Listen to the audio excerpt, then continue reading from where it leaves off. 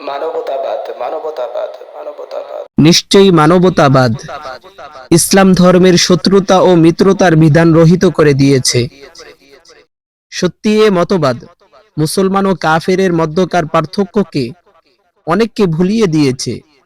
অবশ্যই এ মতবাদ প্রতিষ্ঠিত হয়েছে কয়েকটি বিভ্রান্তিকর শব্দের উপর। ১. স্বাধীনতা, ২. ভ্রাতৃত্ব, ৩. সমতা, ৪. ন্যায় বিচার। নিঃসন্দেহে এ দৃষ্টিভঙ্গি দারুল ইসলাম ও দারুল হারবের বিভাজন উঠিয়ে দিতে চেষ্টা করেছে। নিশ্চয়ই এ দর্শন নবুয়তের পদ্ধতিতে খেলাফাহ প্রতিষ্ঠার চিন্তাকে পশ্চাৎগামিতা আখ্যা দিয়েছে। এ মতবাদ বাস্তবিক খ্রিস্টান ও ইহুদিদেরকে বন্ধুরূপে গ্রহণ করতে উদ্বুদ্ধ করেছে। অথচ কোরআনে পাকের প্রথম সূরায়ে আল্লাহ তাআলা আমাদেরকে সংবাদ দিয়েছেন, খ্রিস্টানরা পথভ্রষ্ট এবং ইহুদিরা তার ক্রোধের শিকার।